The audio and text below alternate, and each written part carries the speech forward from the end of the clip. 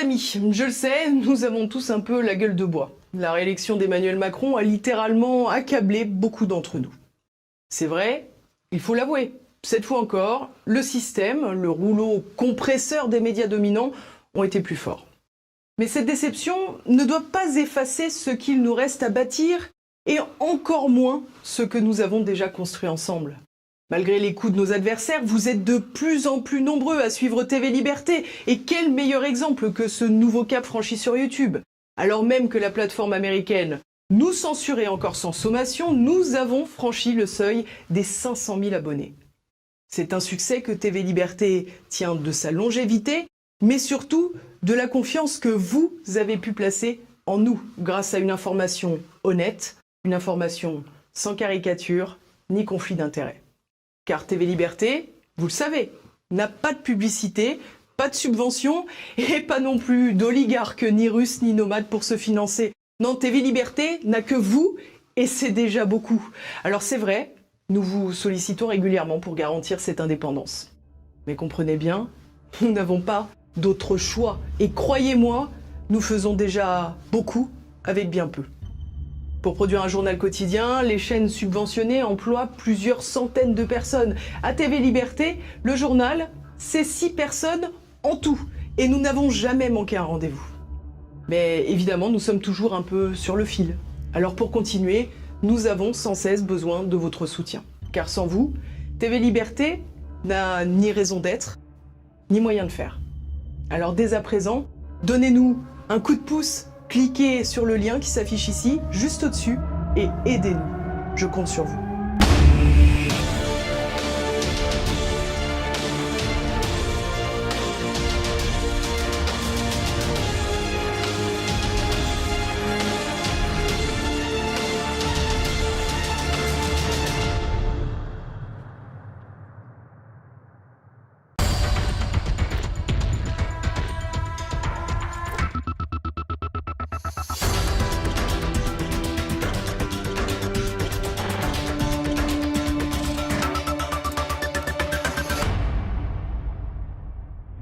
Bonjour à tous, bienvenue sur le plateau de Politique et Économie. Chers téléspectateurs, aujourd'hui, la revue de presse financière internationale avec Pierre Jovanovic. Bonjour Olivier Pichon, Bonjour, merci à vous. Bonjour cher Pierre, comment allez-vous ? Écoutez, très bien, sauf que tout ce que nous avions annoncé est en train de se dérouler, mais oui. C'est comme un scénario, hein. Là on coche toutes les cases, hein, les unes après les autres, hein. C'est tout à fait extraordinaire. Alors nous allons parler, pour commencer, de nos amis les riches, qui se portent bien, me semble-t-il. Ah oui, ils se portent de mieux en mieux, de mieux en mieux. Après les Rolls dont nous avions parlé, les ventes extraordinaires de voitures, maintenant c'est les Rolex qui marchent bien. Apparemment. Alors, écoutez, c'est très révélateur. Vous vous souvenez que dans une revue de presse précédente, on avait donné l'information comme quoi les ventes des Rolls-Royce, des Aston Martin, des Jaguar, etc., avaient pulvérisé, Bentley avait pulvérisé, ils avaient battu des records absolus. Hein, parce que les ultra-riches, effectivement, se sont enrichis encore plus. Donc, ils achètent des voitures. Et là, on voit bien, si vous voulez, qu'il y a quelque chose de nouveau. C'est-à-dire que maintenant... Alors, vous n'allez pas nous croire, mais vous pouvez vérifier l'information. C'est Bloomberg qui nous la donne. Oui. Il n'y a plus suffisamment de montres Cartier. Il n'y a plus suffisamment de montres Rolex, évidemment. Pas de Cartier.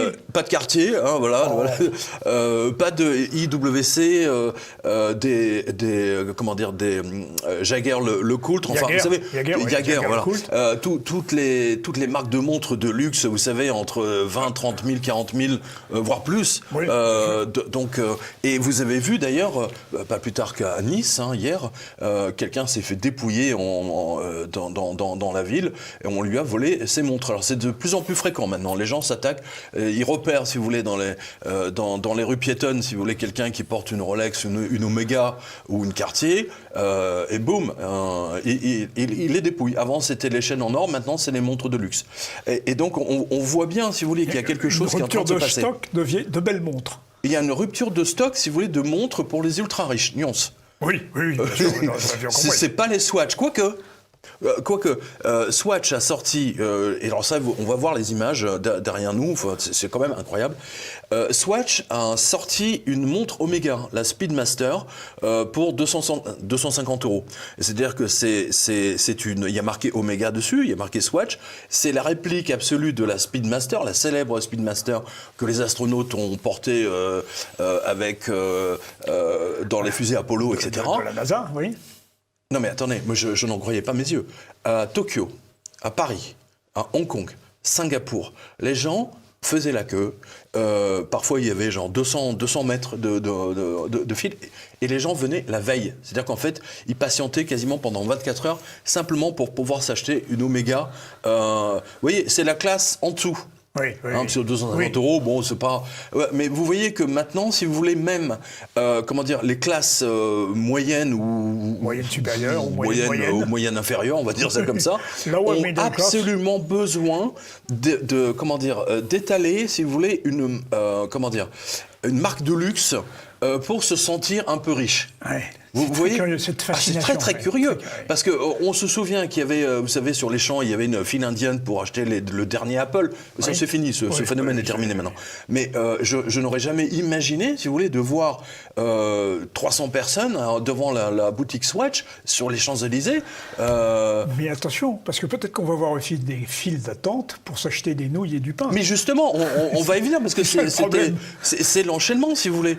C'est ça qui est complètement dingue. C'est qu'aujourd'hui, tout ce qu'on a, alors c'est simple, hein, tout ce que nous avons annoncé depuis toutes nos revues de presse est en train de, à nouveau, je vous le dis, je le redis, se passe vraiment à la virgule près.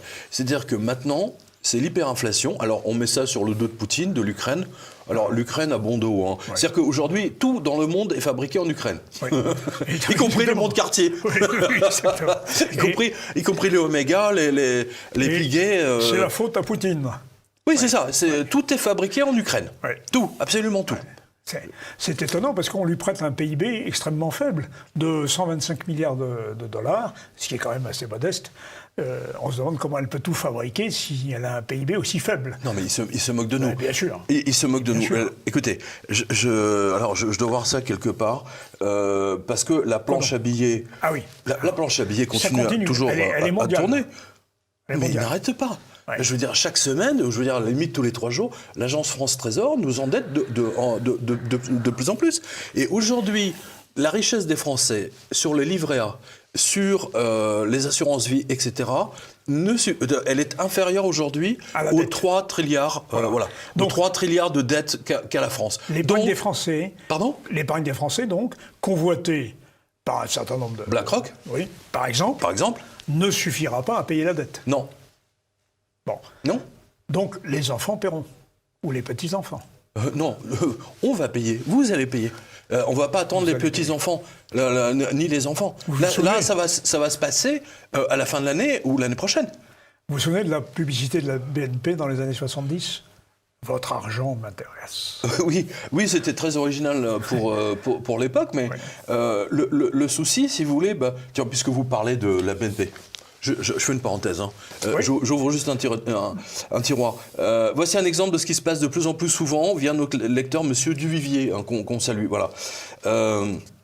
Alors, il m'avait mis en échange dans ses mails avec Monsieur Jens Michael Lund, qui est un conseiller de la BNP, qu'on salue aussi. Voilà. Donc, ils lui ont bloqué un virement, un paiement, et ça a pris 9 jours, hein, avant de m'avertir de l'inexécution, en me demandant une copie de la facture, l'objet du paiement, l'inquisition tant décrite par M. Jovanovic, donc il m'a cité dans le mail, que je mets en copie, et je vous invite, Cela se passait généralement avec les particuliers, mais entre entreprises. Oui. Attends, et de BNP Fortis à BNP. Oui. BNP Fortis, hein, c'est pas la banque de l'Afghanistan, là. Non. Mais justement. Je sais pas, 300 €. 300 €. Oui, mais c'est tout à fait intéressant parce que ça veut dire que on nous dit le numérique va accélérer les transactions, mais le soupçon, l'ère du soupçon dans lequel nous sommes centrés, l'ère du contrôle, freine au contraire la bonne marche de ces opérations. Je pense qu'il y a une contradiction fondamentale là. L'effacement. Vous voulez dire que les patrons des banques mentent? C'est exactement ce que je pense, oui. Oui, c'est ce que vous êtes en train de dire diplomatiquement. Merci d'exprimer ma pensée, mon cher ami, mais franchement, c'est ce qui se passe aujourd'hui. On le voit, tous les jours, les gens font l'expérience de votre lecteur. Tous les jours. Ah, mais de plus en plus. Non, mais c'est ça qui est fascinant, de plus en plus. C'est une des raisons pour laquelle, si vous voulez, la revue de presse est de plus en plus suivie. Alors, je termine là-dessus, regardez. Donc, la BNP a prétexté l'information, donc LIA, blabla, serait à l'origine du blocage qu'elle aurait déjà avec un autre client pour le terme LIA, blabla. Et donc, on lui demande de justifier ce qu'il a acheté. Non, oui. Mais c'est l'ère du contrôle, du soupçon et du contrôle. Non, c'est pour empêcher de sortir l'argent. Alors, aussi, mais bien sûr. C'est une question de trésor pour la banque. Oui, bien sûr. Voilà.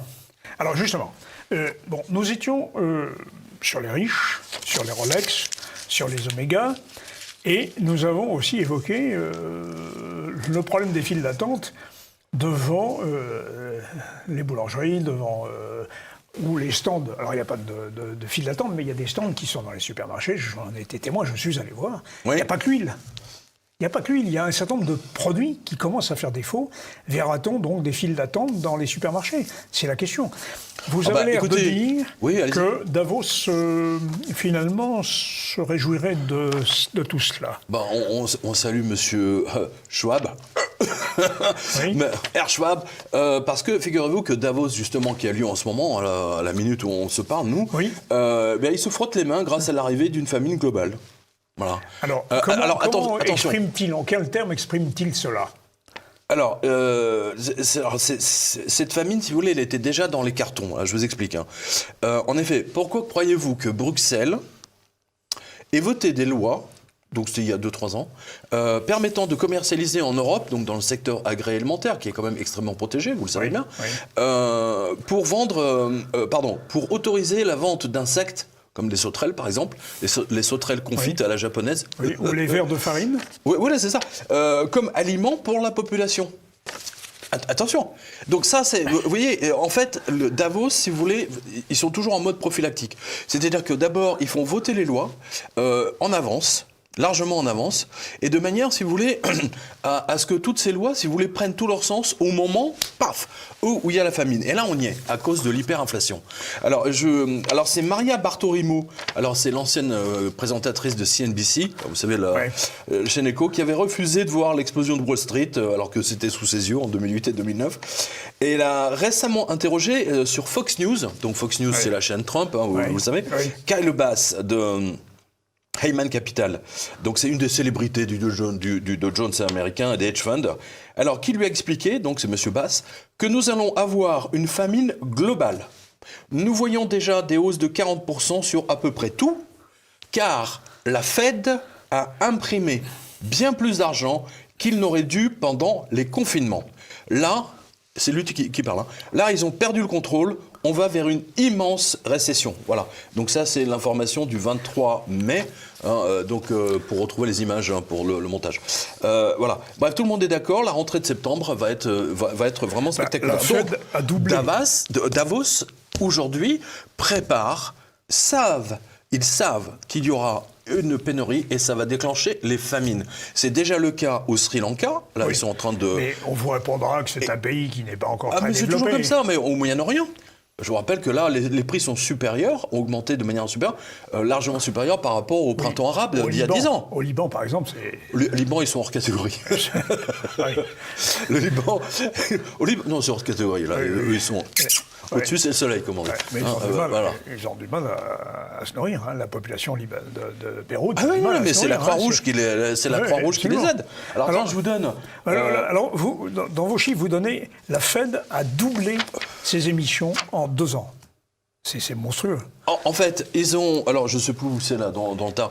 Techniquement, si vous voulez, parce qu'ils ont tellement imprimé pendant le confinement, ils ont imprimé plus de dollars entre, on va dire, 2020 et aujourd'hui, que depuis 1913 jusqu'à 2020. Oui, à part ça, ça va, quoi. Non, il n'y aura pas d'hyperinflation, tout va bien. Alors, vous allez revenir sur l'hyperinflation. Mais la BCE, vous donnez un chiffre. 85% du bilan de la BCE... le bilan de la BCE, c'est 85% de l'eurozone. Oui. C'était... C'est grosso modo, ils sont à part égale avec la Fed. Hein, c'est monstrueux. Mais c'est complètement monstrueux. Ça Mais peut attendez, plus mais ils durer. impriment comme des malades depuis 2008. C'est mon cheval de... Vous le savez, attends, oui. nos spectateurs Ça, sont bien placés, ça, parce que depuis 5-6 ans qu'on fait cette émission... Et puis ça se vérifie cette fois. Nos informations se vérifient toujours. Hein, et nous donnons raison à un grand penseur de l'économie qui s'appelait Jean Bodin au XVIe siècle, qui a compris absolument. ce qu'était l'inflation, qui a été le théoricien de l'inflation.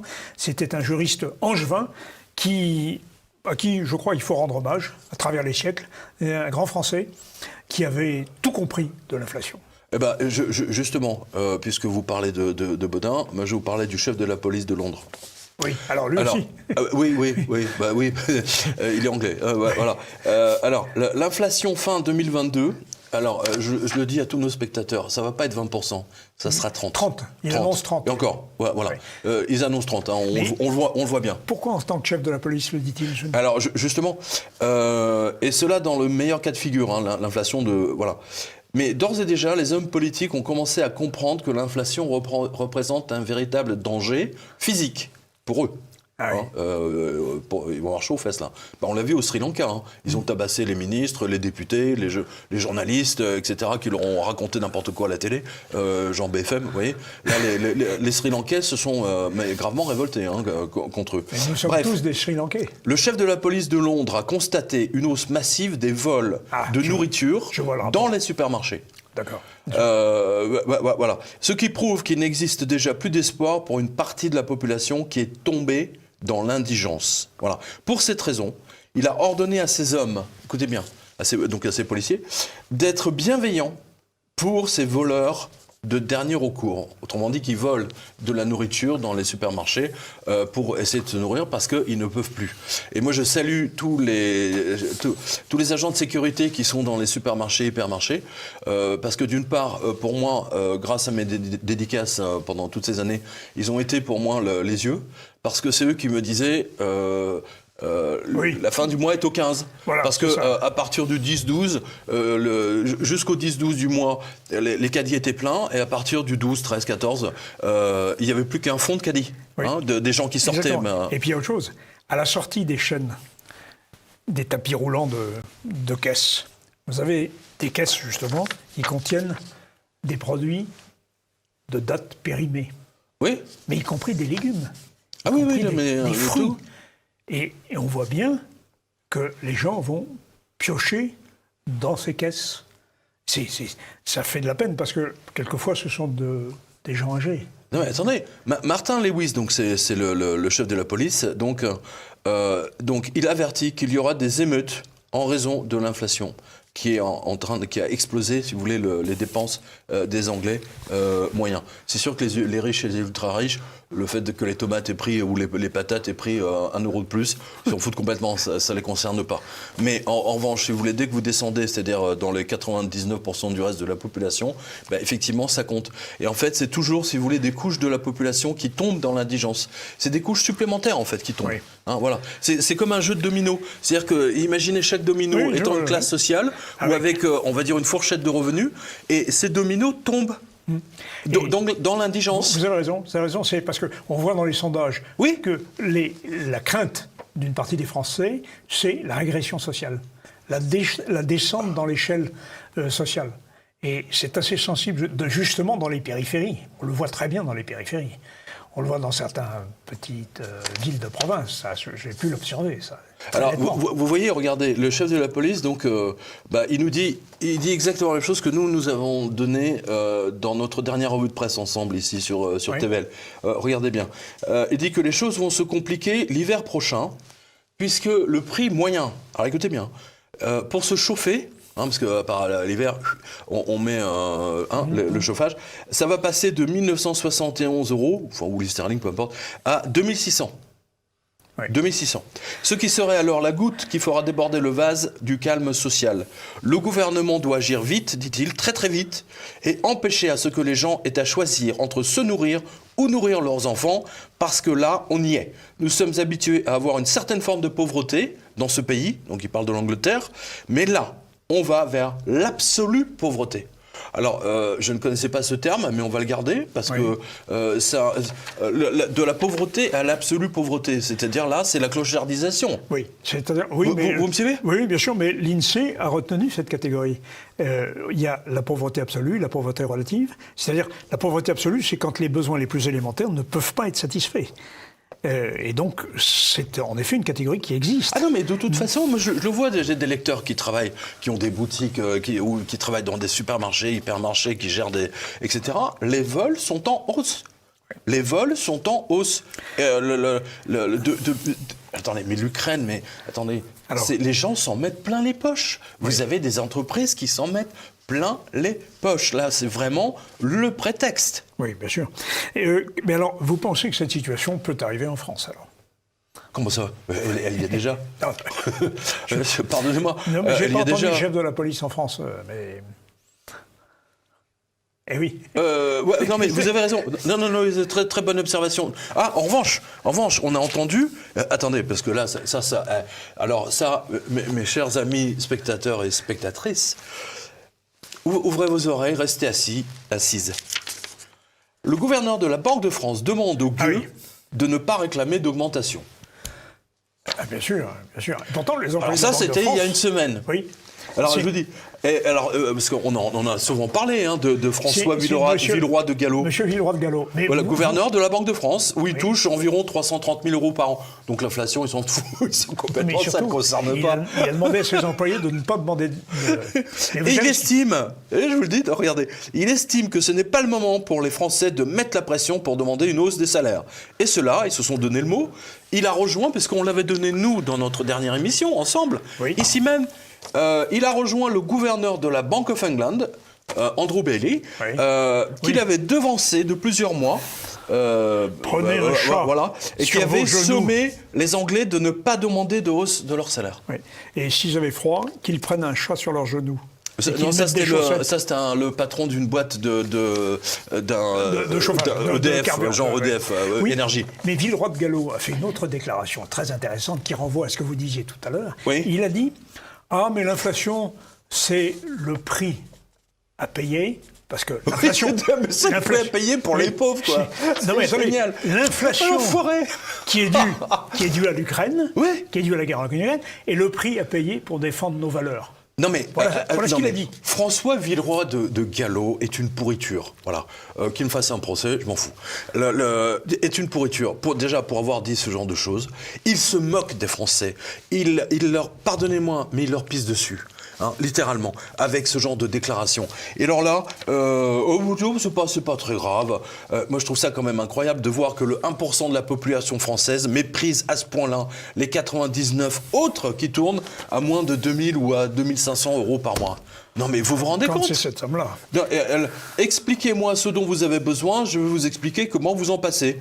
Hein, c'est Laurent Faine qui l'avait dit vous savez, dans la dernière revue papale, la revue de presse qu'on avait faite avec Laurent Faine.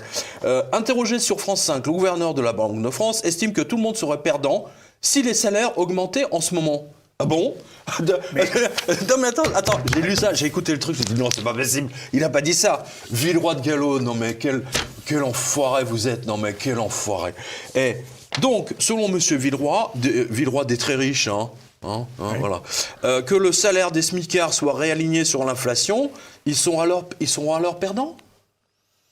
Non mais vous vous rendez compte de ce qu'il dit? Mais ces mecs, ils sont fous. Non. Mais après... Qu'il y ait une révolution en France en septembre, octobre, novembre, mais qui ne s'étonne pas que les gens viennent mettre le feu à la Banque de France. Et, non mais, je ne sais pas si vous réalisez. Oui. Je pense que nous avons un ministre de l'Intérieur et un ministère de l'Intérieur qui sauront empêcher ce genre de choses. Je ne dis pas que c'est bien, je ne dis pas que c'est mal, je dis que c'est. Mais attendez, écoutez, enfin, que ce soit pour vous, pour moi, pour nos spectateurs, les seuls perdants dans ce cas seront les classes dirigeantes et ou patronales qui, elles, engrangent des bénéfices records depuis 2020, comme l'ont d'ailleurs prouvé les versements de dividendes depuis lors. Jamais les entreprises n'ont distribué autant de dividendes qu'entre 2020 et 2021, et même 2022.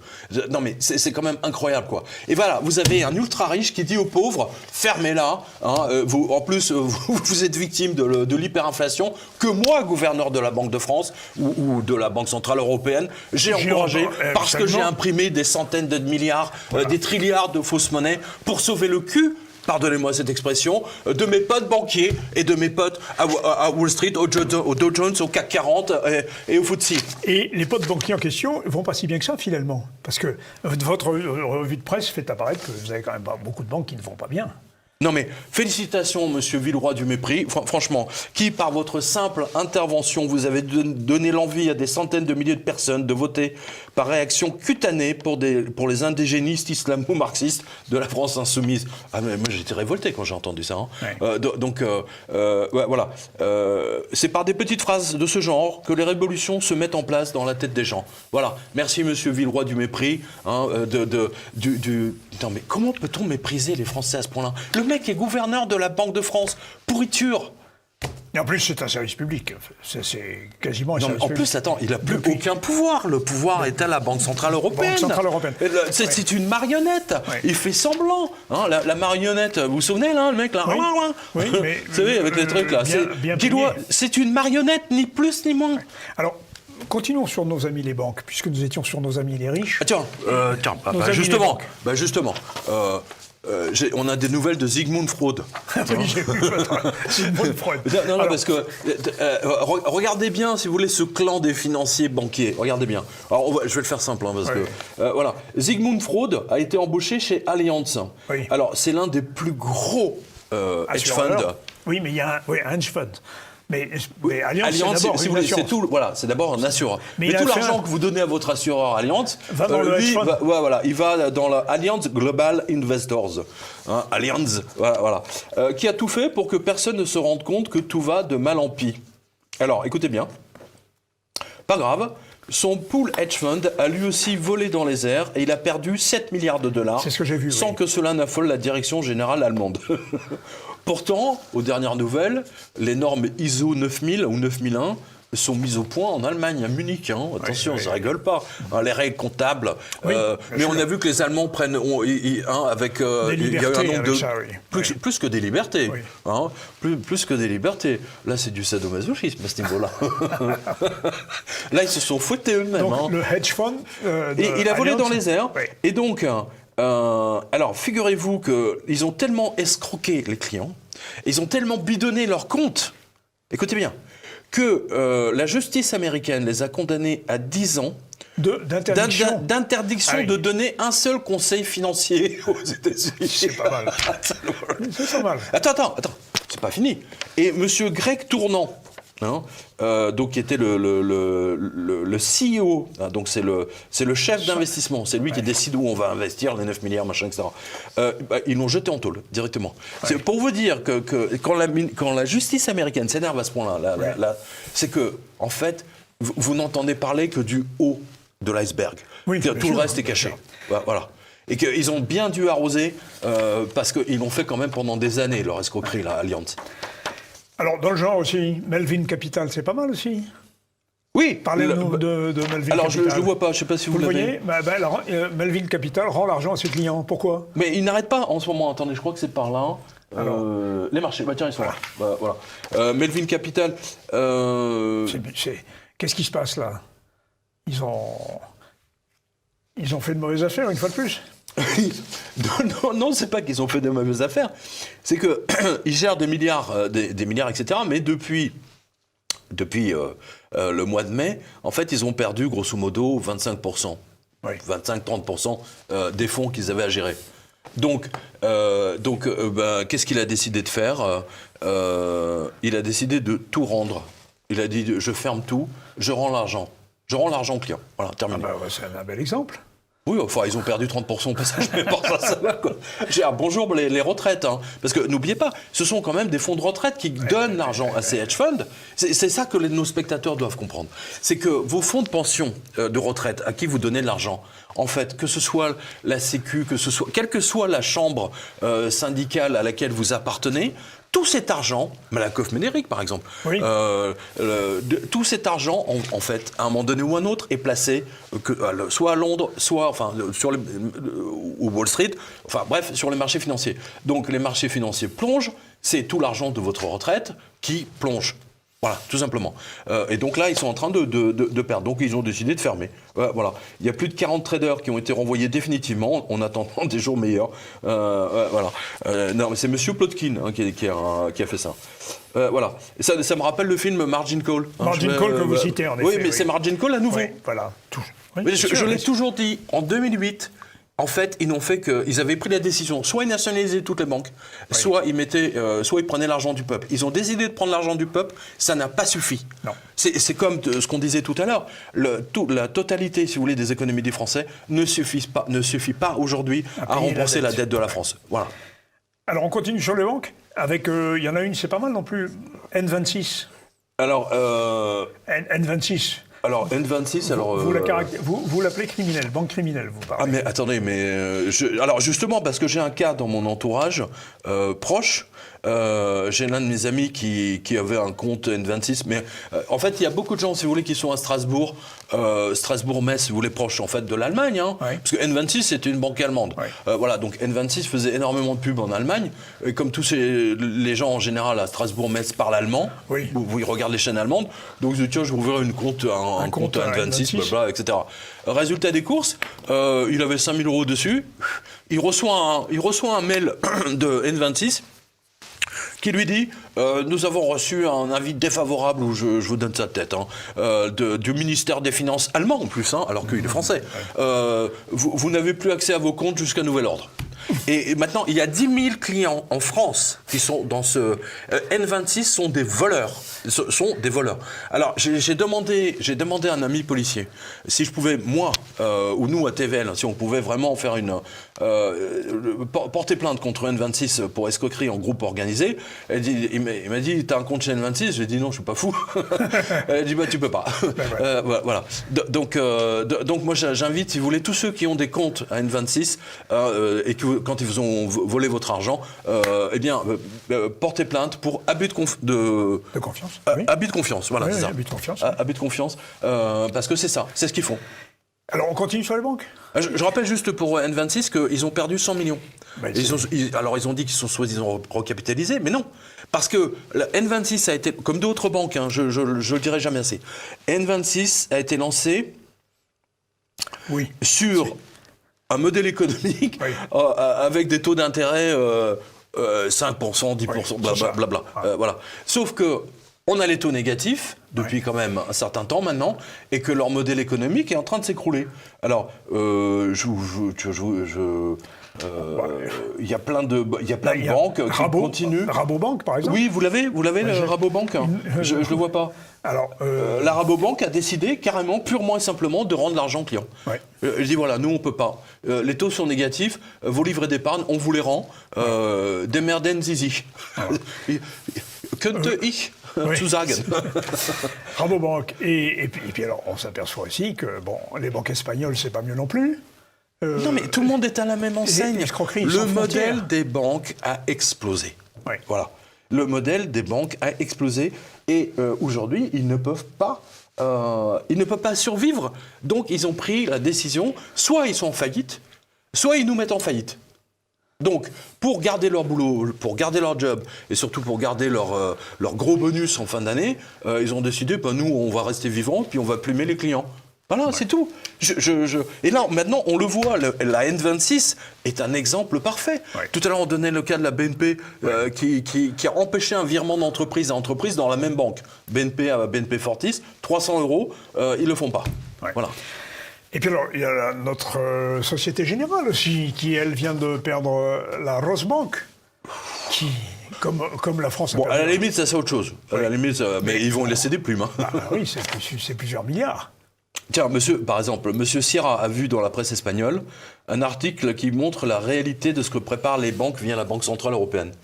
Donc le gouvernement de monsieur Sanchez supprimera les obstacles juridiques, écoutez bien, à la saisie des comptes bancaires en cas de crise.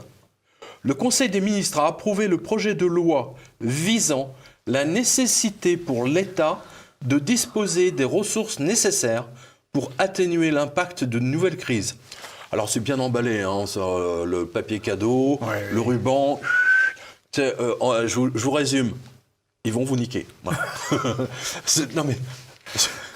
Ils vont prendre l'argent sur les comptes. Voilà, tout simplement. C'est ça qu'il dit. Ouais.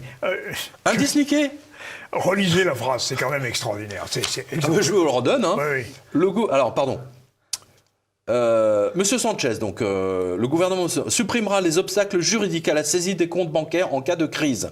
Le Conseil des ministres a approuvé le projet de loi visant la nécessité pour l'État de disposer des ressources nécessaires pour atténuer l'impact. J'adore, atténuer l'impact. On dirait une météorite, oui. Ouais. Hein, c'est la météorite de la dette qui arrive d'une nouvelle crise. Voilà. Alors, dans son article 28, elle reconnaît que le gouvernement peut réquisitionner des biens privés et exiger la mise à dispo des ressources humaines et matérielles, qu'elles soient publiques ou privées, blabla, pour faire face à la crise. Voilà, tout va bien en cas, donc c'est ce que dit tout va bien en cas de crise, donc guerre, crise financière, manifestation globale, blabla. Madrid pourra tout saisir pour le bien commun. C'est le sur modèle, les comptes bancaires. Voilà. Le modèle ça va arriver en France. C'est le modèle chypriote. Mais bien sûr, c'est le modèle chypriote. Qui va arriver en France. Chypre. Écoutez, j'étais à Chypre. Ouais. Moi, franchement, j'invite nos spectateurs sur quotidien.com, onglet reportage. Ouais. Et là, vous allez retrouver mon reportage à Chypre. J'y étais. Voilà. Hein, et j'ai vu comment ils ont volé les gens. Ouais. Littéralement.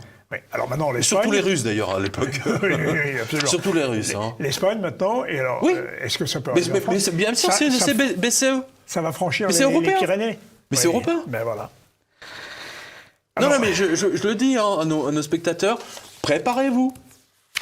Cette guerre en Ukraine, ça va continuer. Ça ne va pas s'arrêter en si bon chemin, croyez-moi. Voilà. Alors, les Américains n'ont aucun intérêt. Oui, mais alors... Nous allons faire une pause après avoir parcouru les joyeusetés bancaires. J'aimerais, Pierre, que nous revenions ensuite sur l'hyperinflation, bien sûr, mais surtout sur la hausse des taux d'intérêt. Parce que là, on a ça tout nous menace, en hyperinflation, parce que... Là, on va le faire très simple. Hein. Vous voulez qu'on le fasse maintenant, là, tout de suite? Non, on va le faire après la pause. Si vous êtes d'accord. Parce que si jamais les taux d'intérêt... Alors, attends. Juste avant la pause, puisqu'on a parlé de la dette. Alors, c'est clair, les Français vont se révolter. Ce n'est pas possible autrement. Regardez bien. Les mesures d'austérité qui vont leur tomber dessus. À la fin 2021, la dette... Donc fin 2021, oui. Décembre. Oui. La dette est arrivée à 3 trilliards, ce qui en vérité est devenu ingérable. Et ce sont les retraités qui vont payer le prix exactement comme en Grèce. Lecteurs, spectateurs, soyez prévoyants. Ils vont vous raser de près. Voilà. Mais l'avantage, si vous voulez, avec notre émission, ceux qui nous écoutent et qui nous regardent, c'est qu'au moins, eux, ils peuvent prendre des mesures prophylactiques, c'est le cas de le dire. Tant pis pour les autres. Ils ont qu'à s'informer. La France, c'est une grosse Grèce.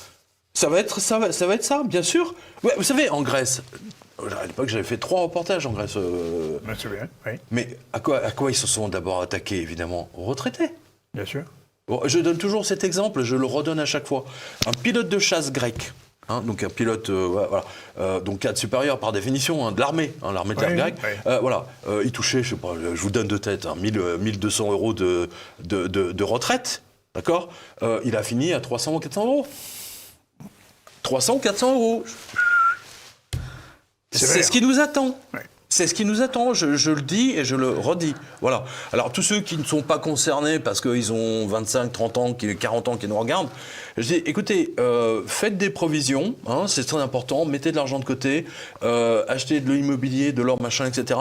Parce qu'à un moment donné, ils vont saisir, comme on vient de le voir, ils vont vous saisir. Si vous avez un lingot d'or ou des pièces d'or, ils ne pourront pas vous les saisir, ils ne pourront pas venir chez vous. Oui, voilà. Mais et là, indice niqué. Indice niqué. Indice niqué à Bercy, là, pour le coup. J'ai vu sur les réseaux sociaux des conseils qui vont dans ce sens-là, c'est-à-dire, mettez-vous en situation de débiteur. C'est-à-dire Oui, c'est bien vu. Mais la situation de débiteur est très dangereuse. Pour une raison très simple, c'est que les banques n'attendent que ça. Vous êtes à découvert à votre banque, vous faites un chèque, et ils vont vous le mettre... Interdit bancaire impayé déjà, donc vous allez prendre 300 euros de frais divers et variés, plus toutes les emmerdes qui vont avec, donc il faut récupérer le chèque, le payer, etc. Et si vous ne pouvez pas le récupérer, vous êtes interdit bancaire. Donc là, vous êtes dans la merde, jusqu'au cou. Après, c'est fini. Bon, eh bien nous allons... Non, franchement, moi je déconseille. Bon, alors... Je déconseille cette... ça, c'est du n'importe quoi, ça. Sur ces propos réjouissants, nous allons faire une pause. C'est vraiment très réjouissant. Nous allons faire une pause et... Après, nous allons vous parler de la famine. J'aimerais On va se revenir. faire allumer par tous les gens qui n'ont pas d'humour. Avant la famine, on ira sur les taux d'intérêt. Alors, avant d'aller sur les taux qui vont remonter, Oui, lol. j'aimerais que nous en finissions avec nos amis les banques. Car vous avez Non, mais encore des surtout choses la à dire. N26. Surtout la N26. je vous donne, voilà, très rapidement. Je vous lis par exemple un témoignage. J'ai sans doute perdu 25 000 euros. Mauvaise blague pour des centaines de Belges qui avaient souscrit à la banque N26. Leur compte a été soudainement clôturé la semaine dernière. Les clients lésés craignent désormais que les gérants se soient emparés de l'argent. Mais évidemment qu'ils se sont emparés. J'adore. On craint que. Non. Indice niqué, point terminé. Voilà. N26 refuse de répondre aux questions de la presse, mais nous affirme par voie de communiqué qu'il s'agit d'une erreur. Ça fait quand même beaucoup d'erreurs, hein. Ça fait quand même c'est des centaines de milliers de gens qui ont été privés. Et ils s'attaquent aux plus faibles. Oui, bien sûr. Ils s'attaquent aux plus faibles, aux noms à consonance étrangère, à ceux qui sont nés, comme la Société Générale, Oui. qui a pris l'argent, qui a bloqué tous ceux qui sont nés en Russie. Ah oui. Ah oui, ils pouvaient plus. Le BNP, pareil, de mémoire. Tous ceux, alors, c'est simple, ils appuient sur un bouton sur leur ordinateur, dans le fichier client. Tous ceux qui sont nés en Russie, ils ont bloqué leur compte. Voilà. Y compris des gens des Russes qui sont mariés à des Françaises ou des Français mariés à des Russes, Ou des Russes. Naturalisés, hein, Ou des qui Russes vivent blancs, depuis, qui sont là depuis un siècle. Exactement, bien Enfin, sûr. leurs Enfin, un descendants. siècle, ils sont mourus. Hein. Leurs Ils sont descendants. mourus. Ou qui leurs sont descendants, arrivés bien sûr. Dans les années 20. Alors, non mais je ne sais pas si vous réalisez. Donc les victimes, chaque minute, des nouvelles victimes se signalent. Des Allemands, des Français, des Hollandais, des Belges, etc., etc. Voilà. Et alors, cette dernière ligne concernant les enfoirés les voleurs de N26. Vous savez, alors ils ont envoyé des propositions de crédit à leurs clients. Voilà. Vous savez quel est le taux d'intérêt qu'ils leur proposent ? 10,5. À l'heure où tout est les taux négatifs, justement, et vous voulez aborder ce sujet. Alors, si les taux montent, tout saute. Évidemment. Parce C'est que clair. C'est, si je puis dire, les taux des taux. C'est ça. On est pris en étau. Exactement. Et si on maintient les taux zéro, eh bien... On est en taux négatif. L'épargne, ou taux négatif, l'épargne, les banques vont souffrir, vont mourir même, ou mourus comme vous dites. Alors, écoutez, regardez bien le tableau derrière nous parce que il vous indique, si vous voulez, la réalité. C'est-à-dire, vous devez prendre en compte deux choses. Entre le taux d'intérêt de la banque sur les différents pays et le taux d'inflation. Oui. Et donc, vous faites... Je parle de l'inflation officielle, hein, Oui, INSEE, oui, hein, oui. je parle, parce que ça, c'est la fausse inflation par définition. Mais, for the sake of justice, on Oui. prend juste ça. Voilà. Et bien, vous obtenez, si vous voulez, vous faites donc taux bancaire moins inflation, et vous obtenez le taux réel. Oui, bien sûr. Et en fait, vous vous retrouvez avec un taux négatif encore plus grand. Voilà. Nominal moins inflation. Exactement, voilà. Alors ça porte des noms scientifiques, mais moi j'appelle ça un c'est ce disniqué. que- Mais c'est Oui, ça. enfin, je ne comprends pas. Parce que le ministre des Finances reconduit dans ses fonctions nous avait dit, avant les élections présidentielles, que tout allait bien. Et puis, une fois Macron Ça élu- c'est pour que vous votiez bien. Ah oui, Ça, c'est pour que vous votiez tout va bien, il faut bon voter Macron. Et puis, Hein. un peu, il prévient les Français maintenant que la Une fois situation que Macron est élu, s'annonce difficile. un disniqué. Mais je voudrais comprendre quand même. Comment peut-on... à ce Mais Bruno point- Le Maire, mais je ne sais même pas ce qu'il fait au ministère des Finances, mais bon, pourquoi pas. Tiens, justement, puisqu'on aborde le sujet, Monsieur Le Maire est prof d'allemand, j'aurais pu l'avoir comme prof. Hein, Oui. Quoique, je suis un peu... non, je crois pas. Alors, je vous montre une capture écran très intéressante. Alors, ça vient de CNN ou de CNBC ou de Fox, je ne sais plus. Ça date du 16 mai. Alors, regardez bien, pourquoi les économistes sont archi nuls. Oui, j'ai Hein, vu ça, oui. Ça, c'est très intéressant. Regardez bien. Pour une raison très simple, ils n'ont jamais travaillé de leur vie. Pas les banquiers non plus. Les banquiers, si, quand même. Travaillent. Mais les économistes, si vous voulez, C'est pas l'argent qui dans travaille la pour eux Fed, voilà, c'est les banquiers qui travaillent pour eux. Voilà. Non, c'est l'argent qui travaille pour les banquiers. Voilà. Si vous leur donnez la supérette ou l'épicerie en bas de chez vous à gérer, je vous garantis, ces économistes-là qui paieront sur BFM, etc., en 3 mois, ils déposent le bilan. Simple, clair et net. Voilà. D'accord. Non, mais c'est invraisemblable. Regardez, ça, c'est tous les patrons de la Fed. Hein, des différentes banques qui constituent la Fédérale Réserve. La crise que nous vivons depuis 2008 s'explique en partie grâce à cette capture écran de Fox qui a voulu montrer que ces banquiers n'ont jamais, banquiers centraux je parle, n'ont jamais travaillé de leur vie. Alors FOMC, le FOMC, ça veut dire Federal Open Market Committee. Donc c'est un truc un peu technique pour la dette, etc., pour vendre les bons du Trésor et tutti quanti. Voilà. Et vous regardez bien, l'un d'eux est un membre de McKinsey. Ben voilà. Voilà. Je vous explique. C'est QFD. C'est QFD. Non mais tout le monde est en taux négatif, c'est ça que vous devez voir. Ouais. Ouais. C'est quand même gravissime. Et les taux négatifs détruisent l'épargne des gens. Oui. Et les épargnants allemands sont fous de rage en ce moment. Là, en ce moment, il y a un mouvement de révolte en Allemagne, on le voit dans la presse allemande, qui devient, si je puis me permettre, acerbe. Oh, bien. Je n'ai pas fait exprès. Non mais sérieusement, vraiment des articles d'une violence inouïe contre la politique de la Banque Centrale Européenne. Voilà. Ouais. Mais, et contre la Deutsche Bank, non. Parce que son patron a démissionné. Non mais il y a eu des morts là, il y a eu un mouru là. Oui. Il y a un gestionnaire, c'est le deuxième, c'est le deuxième gestionnaire qui lui avait touché au dossier de Trump. C'est lui qui, voilà, mais il est mouru. On avait donné ensemble il y a peut-être 2 ans un mec de la Deutsche Bank qui s'est suicidé sur son balcon à Malibu. Oui, vous vous souvenez? Personne ne se suicide à Malibu, ça n'existe pas. Il s'est suicidé à bout portant. Oui, avec 2 balles dans la tête. Voilà. Et ben là, on a un autre de Deutsche Bank, il est mouru. Vous retrouverez la liste sur quotidien.com. Enfin, quotidien.com, c'est un tremplin. C'est jevanovic.com. Voilà. Alors, je voudrais quand même, dans ce contexte de hausse des taux et de monnaie facile, je voudrais comprendre pourquoi M. Macron a acheté pour 112 milliards de bons du Trésor américain.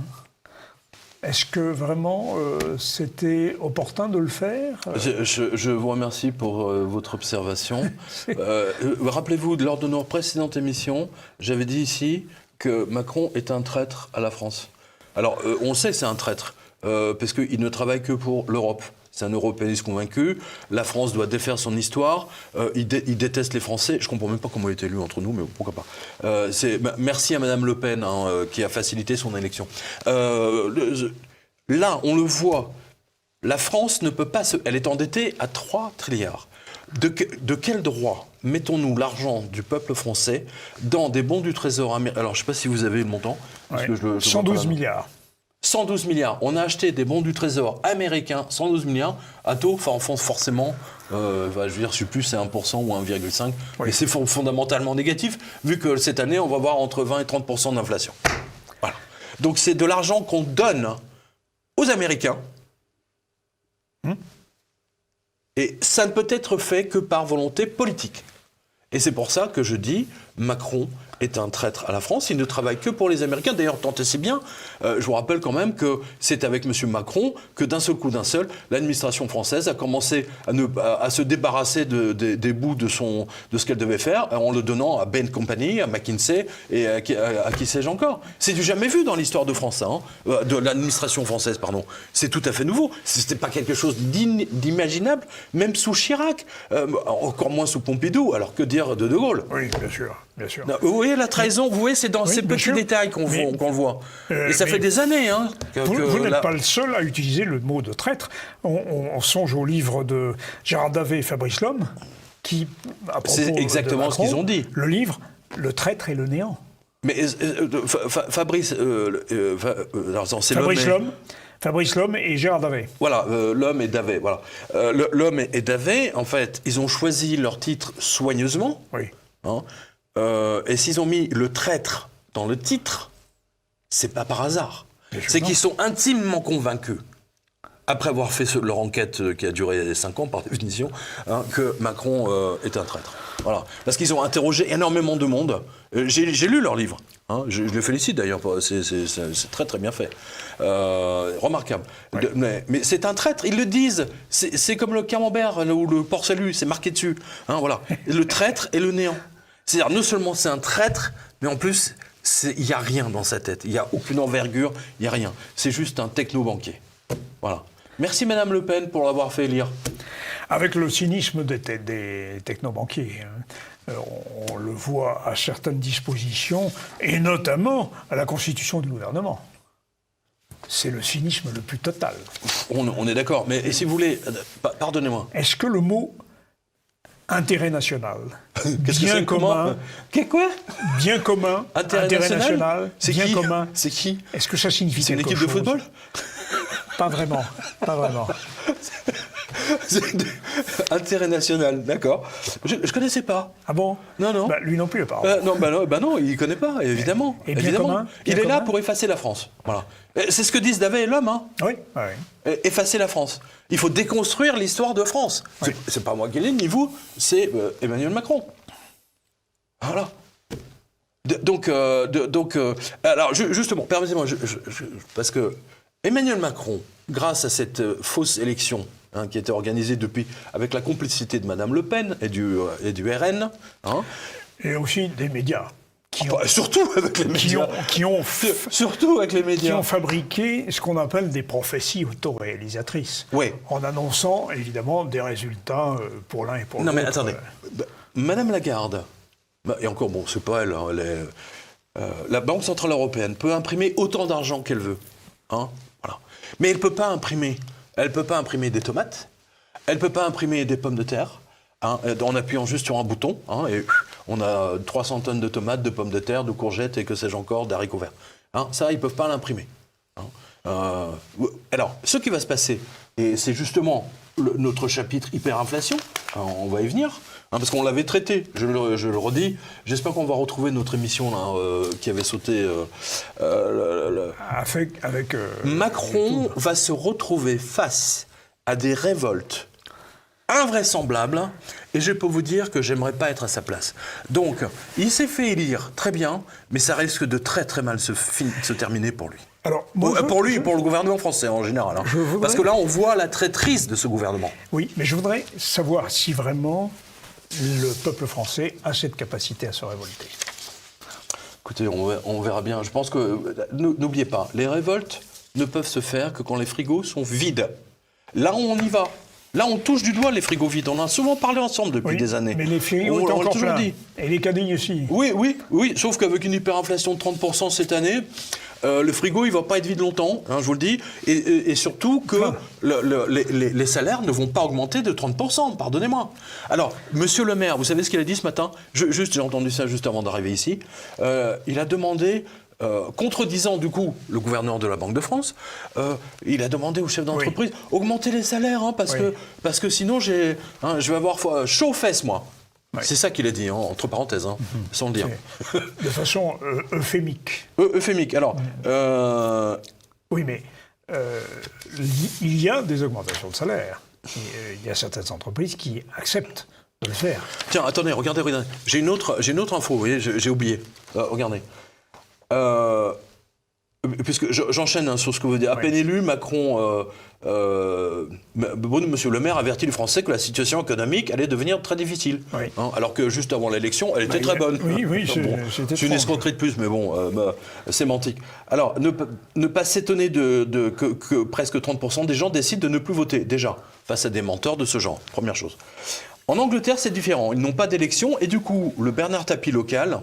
Alors c'est une célébrité locale en Angleterre, Sir Martin Sorrell a déclaré que le pays allait affronter une vraie tempête, mélange d'inflation et de récession, suite aux déclarations de la Bank of England. Pour le rappel, le gouverneur avait demandé aux Anglais de ne pas demander une augmentation de salaire à leur patron, exactement comme M. Villeroy de Galhau. Voilà. Il est dit, nous sommes dans une tempête absolument parfaite. Et il a annoncé aux Anglais que ce que ni Boris Johnson, ni la reine, et encore moins le gouverneur, n'ont fait expliquer aux citoyens qu'ils seront ruinés par l'hyperinflation. Et ce n'est pas la faute de Poutine. Voilà, c'est tout. Parce que ça a commencé avant. La preuve, c'est que nous, on en a parlé avant la guerre. Bien sûr. Voilà, tout simplement. C'était avant-guerre. Et, bien joué, avant-guerre. Ah oui, excellente là. Bon, non, mais sérieusement, c'est vrai, ça s'était amorcé. Et ça ne pouvait pas ne pas s'amorcer tôt ou tard. Bon, compte tenu de... Alors, il y a quand même des économistes qui nient l'influence de la planche à billets sur l'inflation. Alors, écoutez, s'il y a des non, mais moi, j'adore. Alors, allez sur quotidien.com, à droite, dans la colonne, vous avez la liste de tous les économistes les plus nuls les uns après les autres, dont Jacques Sapir. Je lui ai taillé un costard, quand même. Jacques Sapir, Jacques Sapir, je suis désolé, il n'a pas vu arriver l'effondrement de Wall Street. Non, c'est vrai, mais attendez. on ne peut pas non plus demander à un économiste de prévoir l'avenir. Ah mais si, excuse-moi. On peut. Attendez. Attends, moi je l'ai prévu. Alors explique-moi comment Sapir ne l'a pas vu. Alors, c'est lui qui l'expliquera. Mais Non, ce que je veux dire, c'est je suis pas du tout d'accord la là-dessus. science économique n'est pas une science prédictive. Mais non, mais ça n'a rien à voir avec la prédiction. Je veux dire, comment expliquer que Sapir n'a pas vu que les 10 plus grandes banques mondiales cherchaient à se recapitaliser en même temps? Oui. Et il doit être aveugle. Ouais. Mais il y en a d'autres. Excuse-moi. Non, mais il y en a d'autres qui ne l'ont pas vu non plus. Justement, j'ai fait la liste. Donc Sapir en fait partie, hein, comme Toiti, comme Delamarche même. Personne n'a rien vu venir. Hein. Ouais. Non, mais on était 10 dans le monde. On était 10 à avoir prédit ça en février 2008, je précise. Oui, bien sûr. Février, pas septembre, hein, ni 2009. Ouais. La crise des subprimes, la fameuse crise des subprimes qui a... Non, c'était une crise bancaire. Oui, quand bien les sûr. banques cherchent à se recapitaliser, ça veut dire quoi sémantiquement? Ça veut dire qu'elles n'ont plus de capital. Bah oui. Recapitaliser, ça veut dire qu'il n'y a plus de capital. Non, on donc avait il faut compris, aller en monsieur chercher. Jovanovic. Pardon? On avait compris. Non, Bien mais sûr. j'insiste sur Oui. le fait. J'en ai marre de voir des gens comme Sapir ou d'autres qui nous expliquent des trucs alors qu'ils ne les ont même pas vus venir. Sainte colère. Ça y est, nous l'avons, notre sainte colère. Continuez, mon cher ami, continuez. Non, mais excusez-moi, mais... Mais ne vous excusez pas, vous êtes là pour vous exprimer, exprimez-vous. Non, mais j'en ai Continuez. marre de ces économistes à Bon. deux balles. C'est ce qu'on voit d'ailleurs tout à l'heure, on en a parlé. Oui. Et ces mecs n'ont jamais bossé de leur vie. Donc, notre grosse Grèce, qui s'appelle la France, Oui. a un endettement colossal, les taux vont remonter. Mais les taux ne pourront jamais remonter autant que l'inflation. Donc Voilà. c'est là où ça devient intéressant, parce qu'on est toujours en taux négatif. Ça ne fait que déplacer la chose. Nominal moins inflation. Voilà, bien sûr, bien ça ne sûr. fait que déplacer le truc. Bien sûr, mais évidemment. pour le public, on va le dire, ah mais les taux sont remontés, c'est formidable. Oui, tu parles. Non, nominal. Waouh. Le taux nominal, c'est le taux d'intérêt du moment. C'est Voilà. ça. Bon, ou le taux, donc, et l'inflation, évidemment. Mais alors, Tiens, je vous donne un exemple. Allez-y, Attends, allez-y, un allez-y. exemple concret. Moi j'aime bien le Allez-y, mon concret. cher. Allez-y, C'est pas allez-y. comme Sapir. Hein, voilà. tiens, De notre lecteur, Monsieur Laurent, qui dirige une entreprise de transport logistique. Alors voilà, nous devions construire un bâtiment en Franche-Comté avec un budget de 2 millions d'euros. En négociant le prêt sur 12 ans, cela ressortait avec des intérêts autour de 100 000 euros. Mais avec la hausse, les intérêts sont passés à 300 000 euros. Si vous rajoutez les hausses des coûts de construction, le budget a pris 1 million d'euros de plus. Conclusion, on va repousser le projet ou l'annuler. Voilà. Et tous les chefs d'entreprise sont confrontés à ça. C'est-à-dire qu'en fait, c'est un cisaillement. Oui. C'est exactement comme un pilote d'avion qui est en atterrissage à Roissy ou à Orly, qui est confronté juste au moment d'atterrir à des à des cisaillements et qu'il faut qu'il soulève l'avion au risque de le faire exploser carrément au moment où il touche le sol, quoi. et donc, dans ce cas-là, il redécolle.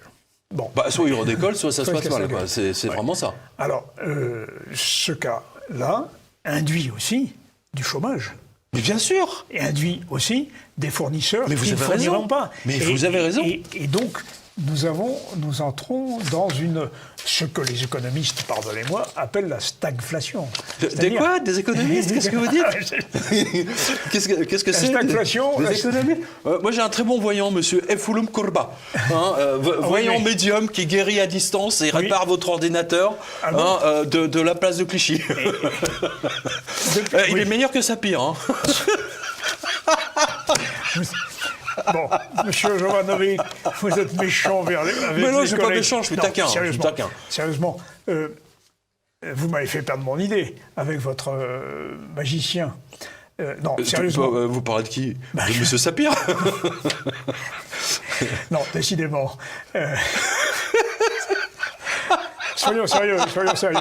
Donc, je reviens. Non, mais à ça cette fait histoire. plaisir d'avoir un peu de bonne humeur dans l'émission, Bien parce que sûr. quand même, on donne des Bah, c'est pas informations marrant, c'est pas assez marrant. traumatisantes, hein, Non, mais alors, fondamentalement. justement, Hein. La stagflation, c'est ça. Nous n'avons pas de croissance. Et Moi, ça nous me fait avons de penser à l'inflation. Stalag. Oui, mais le problème, si vous voulez, c'est qu'il y a des périodes où nous avons eu de l'inflation avec de la croissance. Mais c'est Jacques Et là- Delors qui a supprimé l'indexation des salaires sur... Oui. C'est cette pourriture de Mais là, Jacques Delors. nous- Delors, je le précise, on le dira jamais assez, c'est la gauche qui a favorisé le chômage par rapport à une monnaie forte, c'est-à-dire au passage à l'euro. Voilà. Je suis pas le seul à le dire. Hein. Non, bien Alors sûr. là, tout le monde est d'accord sur le... Il y a même des économistes qui le Il y a disent. même des économistes qui le disent. Alors, on est d'accord. On est d'accord. Non, mais sérieusement, quoi. Voilà. Et aujourd'hui, on paye le prix. On a l'inflation sans la croissance, c'est-à-dire la stagflation. La stagnation, c'est-à-dire éventuellement, à terme, le chômage. Alors, Tiens. on nous a dit que le chômage allait... Oui, l'emploi, et c'était juste avant amélioré. l'élection, il a baissé. Maintenant, il va remonter. Vous Non, inquiétez mais en pas. réalité, il a baissé dans les catégories A, c'est-à-dire les catégories supérieures, mais Mais dès que vous prenez La nébuleuse du chômage, voilà, c'est ça. c'est une catastrophe. Mais bien sûr, évidemment. c'est une catastrophe. Alors tiens, je vous donne un autre exemple, hein, très vite fait. Hein. Le prix des voitures de location, de location, Ouais. ont été multipliés par 2, voire par 3 entre 2019 et aujourd'hui. Oui, oui, oui. C'est-à-dire qu'un truc qui vous coûtait 300 € pour une voiture à Nice ou à Cannes, maintenant c'est 750. Ouais. Je vous donne. Vous verrez le tableau derrière nous. Et puis, il y a des stocks énormes de voitures neuves. Et Mais c'est les une catastrophe. constructeurs bradent. Ils ne savent pas quoi en faire. Et ça, c'est mauvais signe. C'est très mauvais signe, ça. Alors, il y a un... tiens, nos lecteurs témoignent, si vous voulez, des hausses du vol dans les supermarchés. J'ai vu, mais il dit, en fait... j'ai vu tous mes articles... C'est M. Belmont, qu'on salue. Il dit, j'ai vu tous mes articles augmenter de 30%. Là, on est le 16 mai. Hein. Oui. Sans compter la paupérisation du centre-ville de Bruxelles, par exemple, où il faut compter que j'ai des vols quasiment tous les jours, sans compter plus de 40% de vols. On me détruit ma marchandise, je suis obligé de mettre des articles, etc. Enfin bon, c'est une catastrophe Oui, pour tout le monde. Et là, ça ne va faire que monter en puissance. Et- Septembre, octobre, novembre, ça va être... Décembre, ça va être très très dur. Est-ce que la presse nous parle de tout ça? Non. Il ne veut pas. Si, il vous parle de la hausse des prix, mais c'est à cause de l'Ukraine. C'est Poutine. Il est pratique, Poutine. Il faut tout lui mettre sur le dos. Donc, Mais la presse, je pense par exemple à Libération, qui est de nouveau en faillite. vous avez de l'humour. qui Vous est êtes en- taquin, vous aussi. Qui est Hein. encore en faillite. Il parle de sa pire, Libé? Non. Mais M. Drahi, par exemple, qui a payé Alors, je pour vois pas un Libé. Qu'est-ce canard que j'en ai fait personne n'achète. Moi, je vous donne l'info, si vous voulez. On remercie nos collègues confrères de Challenge. qu'on C'est salue. Challenge qui- Challenge, Non. qui a glissé une peau de banane au quotidien Libération. Oui, il est en faillite. Malgré les millions d'aides que Macron leur a données. Je rappelle que Macron a donné 1 milliard quasiment Oui. à la presse. Et vous publiez la En 2 ans. division la répartition des subventions, et à chaque fois, ça fait 666. Non, ça c'est autre chose, oui. Ils font ça. curieux. Mais sa première étape a été 666 millions à la presse. Oui. Hein, ça c'était en 2020, rappelez-vous. Oui. C'est au Oui, moment oui. du confinement. Hein, voilà. Alors, Denis Oliven, Oui. qu'on salue, directeur financier du journal, explique qu'en 2021, Libération n'a perdu que, j'adore le que, 8,5 millions d'euros. C'est quasiment des millions, quoi, on arrondit. Hein, voilà. Et ça, ils n'ont perdu, ça c'est grâce aux millions que Macron leur a donnés. Hein, Oui. voilà. N'importe quelle autre entreprise aurait été liquidée, mais Libération, comme c'est Israël Mossad Drahi, donc entre autres too big to fail, hein, c'est clair, la perte en 2020 a été de 12 millions d'euros. Voilà. Mais- Alors, question, à combien seraient montées les pertes de Libé sans l'aide de Macron? Question pertinente, mon cher Olivier. Et ça fait Hein, eh ben, ça ferait 15 millions, j'ai gagné. Ouais. En fait, clairement, personne n'achète Libération. Plus personne. Et pourtant, Libération est cité tous les jours dans la revue de presse. Et il fait autorité. Enfin, pas chez moi en tout cas. Hein. Oui, non, je sais bien. On l'avait deviné, ça. Non, mais il faut interrompre parce que, pour une raison très simple, Olivier, je vais l'expliquer. Parce que vous avez 2 types de journalistes. Vous avez les journalistes audiovisuels, Oui. d'accord, Oui. qui ne sont que audiovisuels. Et vous avez les journalistes de presse écrite, d'accord, qui ne font pas d'audiovisuel ou très peu.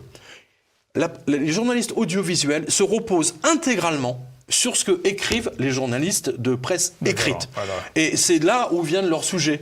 Donc ils vont, tiens, Le Monde a écrit ça, donc ça fait un sujet à l'écran. Libé a écrit ça, Le Parisien a fait ça. Vous voyez, c'est que ça. Si vous regardez BFM ou CNews, ce n'est que ça. Hein.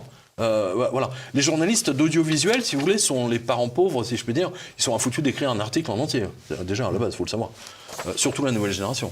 Voilà. Et donc, le pire, si vous voulez, c'est que c'est votre argent, le mien, et surtout celui de nos spectateurs. C'est votre argent, mes chers spectateurs et spectatrices, qui part dans les poches du Mossad, Drahi, Libé, Drahi. Attends, Drahi, il n'a pas été radin, il a mis 50 millions aussi dedans. On salue monsieur Drahi, monsieur BFM. 50 millions il a mis pour que Libé ne fasse pas faillite. Et malgré ça, ils sont en faillite. Vous pouvez m'expliquer ça? Ouais. Comment peuvent-ils dépenser Bah, autant? Enfin, il y a- des choses qui m'échappent. Il n'y a pas de miracle, ils n'ont pas de clients, c'est tout. Oui. Personne ne veut les lire. Personne ne veut acheter News. Oui. Oui, parce qu'on est obligé de les lire dans les avions, par exemple. On vous distribue Libération. Voilà, Patrick Drahi a fait un don de 50 millions d'euros pour éponger les pertes du journal en 2020. Pas si vieux que ça. Non. C'est il y a 2 ans. Et malgré cela, il a reperdu 8,5 en 2021, malgré les aides de Emmanuel Macron. Traduction, c'est ce que vous dites, plus personne n'achète le journal. On est bien loin du Libé des années 80-90. Le baron de Rothschild, déjà, avait donné le là quand il avait sauvé le quotidien d'une première faillite. Voilà, on salue le baron de Rothschild. Et je dois dire que, à l'époque, Libération, quand même, avait une autre tenue. Hein, et, il faisait du vrai journalisme. Hein. Oui, voilà. oui, il y avait quelques titres un petit peu originaux. La première fusée Ariane qui retombe à l'eau et Libé titre Ariane, la France lance un sous-marin. C'était méchant. C'était méchant. C'était méchant, mais c'était drôle. Mais alors, elle avait fait une très bonne une à l'époque soviétique où on voyait tous les classiques du Politburo. Oui. Et l'URSS vous présente ses meilleurs vieux. Bon, ça, c'était super. C'était pas mal. Non, mais c'était drôle. Mais vous savez, c'est un art, la titraille. Hein. Oui, bien sûr. C'est un art. C'est véritablement un art. Bon, c'est fini. Puisque vous parlez de Moscou, nous, alors je salue Jean-Michel Saint-Ouen du Quotidien de Paris. Alors, parce que vous savez qu'il y avait Charles Pathé, vous savez, des cinémas Pathé. Oui, bien sûr. Et en fait, figurez-vous que c'était un agent du KGB.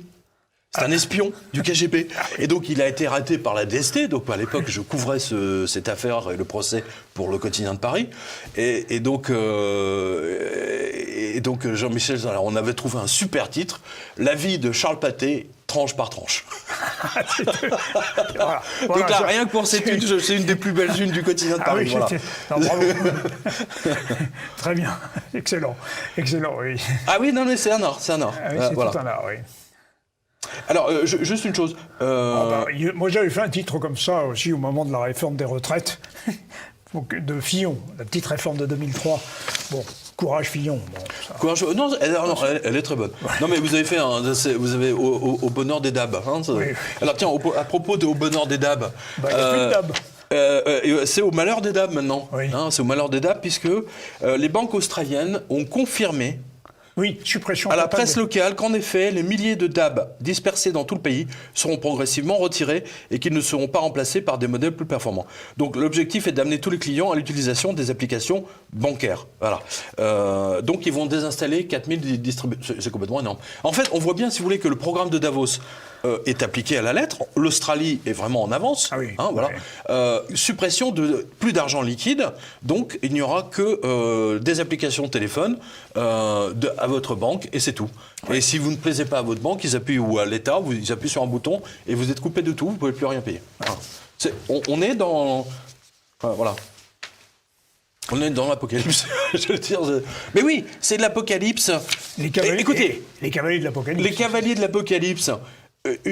Voilà, on va voir le chiffre, le graphique. C'est très important ça. Regardez bien. Une dizaine d'usines agroalimentaires ont mystérieusement brûlé aux États-Unis, et cela juste en quelques jours. Difficile de mettre cela sur les propriétaires en difficulté, vu que les prix de l'alimentaire se sont littéralement envolés. Oui. Donc ils ne vont pas brûler la poule aux œufs d'or, c'est le cas de le dire. Exactement. Oh, elle est bonne. C'est de l'agroalimentaire. Oui. Hein, voilà. Dans ce cas-là, revanche, on ne la brûle pas, on la rôtit. On la rôtit, voilà. On la fait bouillir. Exactement. Ce que ces incendies malencontreux vont peser dans le circuit alimentaire des Américains, déjà touchés par des graves problèmes d'importation. Voilà. Et donc, regardez bien la carte, vous voyez que ça ne colle pas. Voilà. Et donc, Qu'est-ce que vous voulez dire là, Pierre Ça ne colle pas, si vous voulez. Vous ne pouvez... Qu'une usine agroalimentaire brûle dans l'année, pourquoi pas? Mais que 20. Regardez la carte derrière. Ou 30, je ne sais plus combien il y en a. Que tous ces stocks partent en flammes ou que soient sabotés, etc. Ils organisent. C'est pour ça que tout à l'heure, je vous ai dit, Davos organise la famine. Et dans les 4 cavaliers de l'Apocalypse, vous avez le cavalier de la famine. Après celui de la vaccination. Mais oui. Oui, eh bien, j'invite... nos téléspectateurs... voilà, c'est l'article « Le cavalier de l'Apocalypse de la famine est en approche ». Voilà. Il faut aller admirer cet extraordinaire chef-d'œuvre qui date du XIVe siècle.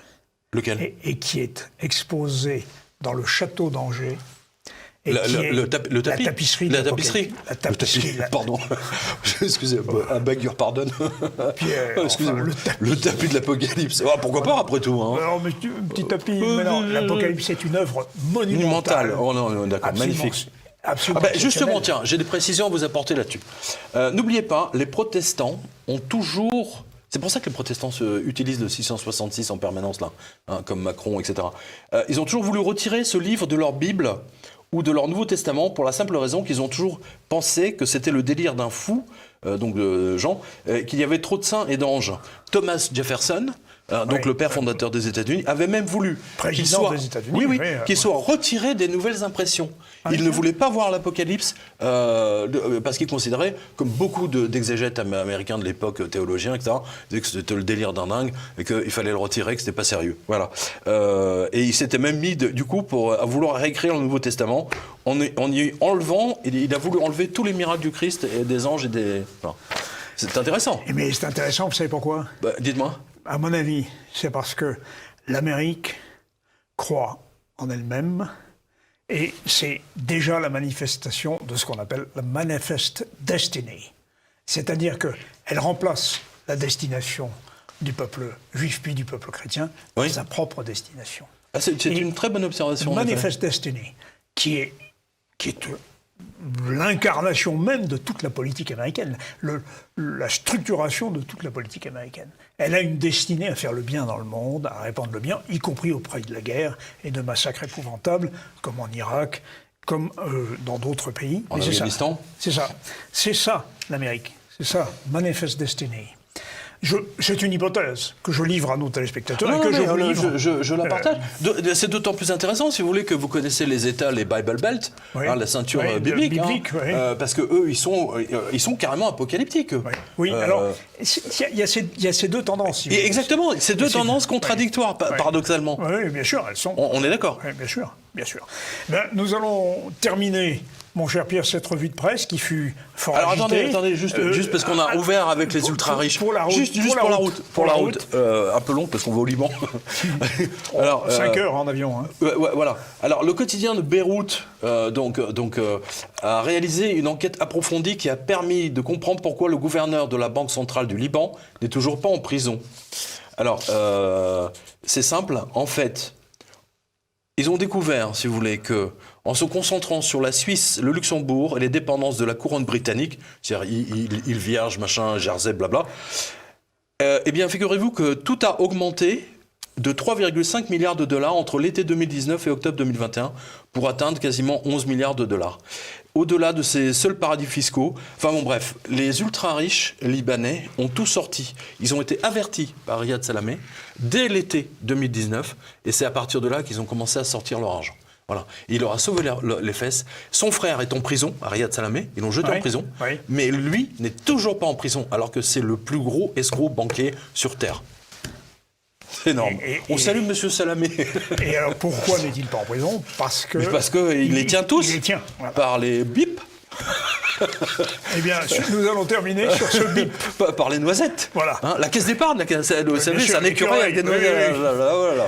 Mon cher Pierre, vous êtes bien en vert, vous, aujourd'hui. Oui, mais écoutez, j'ai pris quelques jours de vacances, donc j'ai retrouvé, la pêche. Et merci donc à tous nos spectateurs qui nous font la grâce de nous regarder, la gentillesse de suivre nos émissions. Voilà, vraiment. Et on leur dit à très très bientôt. Merci à vous tous, merci à vous mon cher Olivier. Au revoir Pierre. Au revoir.